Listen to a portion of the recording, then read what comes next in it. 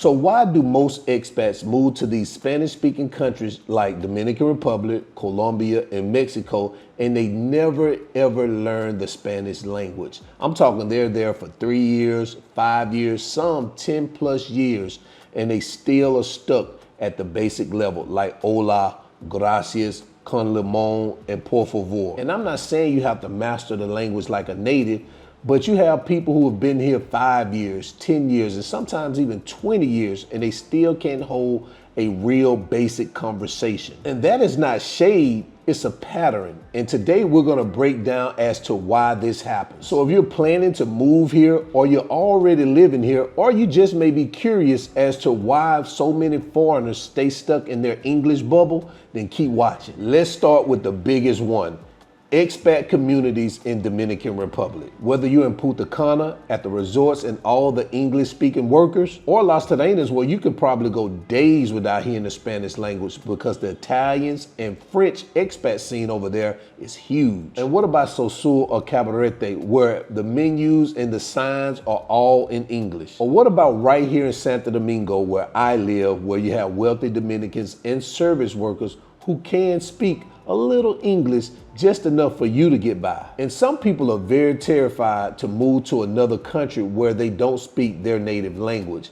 But I'll say this, in Dominican Republic, it is very easy to stay inside an English-only lifestyle. You literally have that option if you want to. Like here in Santo Domingo, if I wanted to, I can go to these English-friendly cafes over in Piantino or here in Naco. Or I can hang out at the bars on Gustavo Mejia Ricard, where a lot of foreigners hang out. I used to go to a gym where the owner spoke English and all the trainers in that gym as well spoke English. And of course, your Airbnb hosts, they typically speak English. And don't forget your Uber drivers, most of them speak basic English. And not to mention your entire friend group or other Americans, Canadians, and other Europeans. And magically one day, you realize you've been living in Dominican Republic for 2 years, and the only Spanish you know is when you go to the Colmado and you ask the guy, uno más presidente, por favor. And you know what the crazy part about this is? That you can live a very comfortable life this way. And that's why most expats never break out of that bubble, because they don't have to. And here's the second reason why. And that reason is convenience wins. In DR, you can grocery shop in the Bravo, the Nacional, the Price Mart. Well, most of the labels are in English. And when you use delivery apps like Pedido Ya or Uber, it's already translated for you. And if you need any type of healthcare attention, you can go to clinics or private hospitals where the doctors speak English. And if you are in need of a lawyer, a realtor, or an accountant, you're gonna find many of them that speak English because they're already marketing themselves to expats. So Spanish a lot of times becomes optional rather than necessary. And guess what? When something is not being required, guess what happens? The brain stops trying. Why struggle through yo quiero pagar mi factura para mi internet when you could just ask them, do they speak English? And most of the time they do. Listen, language learning takes effort, but the system in DR makes English way too easy. And the next one is I call a myth. Because you'll hear people say, oh, I'm moving to Dominican Republic and I'll just pick up the language while I'm living there. And spoiler alert, no you won't, unless you're intentional about it. There are plenty of foreigners who've been living in places like Punta Cana, Puerto Plata, Sosur, Cabarete, and they still speak Spanish like a tourist because immersion is not automatic in Dominican Republic. You're not forced to speak Spanish like if you're in a small village in Colombia or a rural area in Mexico. Here, the tourism economy is built around making foreigners comfortable, meaning everything is already adapted for you. Unless you're out in the countryside, hanging out in the barrios, working with locals every day, you can go years and years without needing Spanish here. And needing it is what makes you learn it. And the next one is one that I'm a victim of. Yep.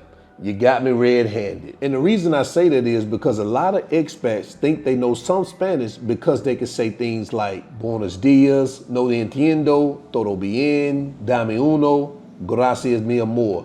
That's my favorite one, gracias mi amor. I think I know all the Spanish because I know how to say that. But that's not fluency. That's survival Spanish.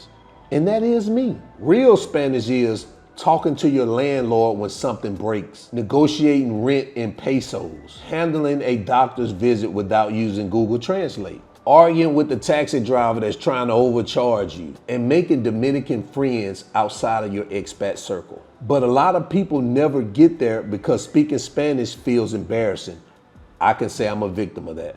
I feel a little embarrassed when I'm speaking Spanish because I know I'm saying it wrong. Because Dominicans speak fast, the slang hits different. People joke in double meanings. Everyone talks over each other, and that's a fact. And that makes us expats shut down instead of practicing. So instead of pushing through that awkward stage, you know what we say? I understand more than I speak. That's my favorite one. Or we'll say, we'll get serious one day. And that one day, it never comes. And like I said, you got me red-handed, because this one is me. I'm a survivor Spanish guy. And the next one I call the Dominican Trap, I'll learn later one. And here's the real cycle I see happen. Month 1, I'm still settling in. I'll start soon. Month 6, I know enough for now. Year 2, I can always hire someone to help me. And here comes year 5. It's kind of embarrassing that I still don't speak Spanish, but you know what? I guess I just avoid it. Man, I'm guilty of that too. But understand this, the longer you stay English only, the harder it is for you to start. Because now you're not just a beginner, you're a beginner who has been living here for years and you've become comfortable and have adapted to this lifestyle of not speaking Spanish and getting by on your English. So learning Spanish is something expats say they will eventually do, but eventually never arrive. So if you want to avoid being the expat that has been living here for 8 years and still saying, yo hablo poquito, pero estoy aprendiendo, meaning I speak a little, but I'm learning, here's what actually works in Dominican Republic. Take local Spanish classes, not just use the apps. Learn Dominican Spanish, not just the textbook Spanish. Talk to the people at the colmados, talk to the motor conchos, people at the mercados, not just the waiters and servers in the tourist zones. Watch Dominican YouTubers, join local WhatsApp groups, not only the expat ones. And if you're single,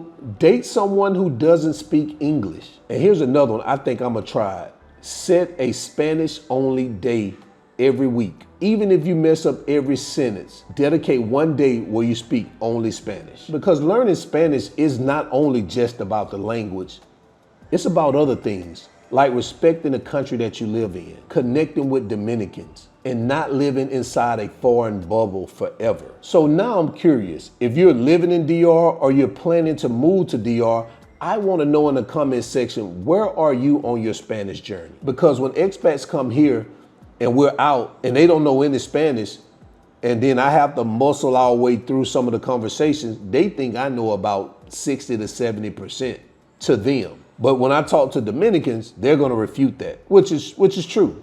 I mean, it's their language. They know whether I can or not. They probably say I speak 25 to 30% maybe. So guys, if you like this video, hit that like button for the YouTube algorithm, and also subscribe to the channel if you like content like this. And remember, I do have a weekly newsletter. It's called Live Your Best Life Newsletter. So if you're into money, self-development, living abroad, this is the perfect newsletter for you. So remember, always keep your goals at the forefront of your mind. Always live in the present, because that's the only way you're gonna live your best life. And we out.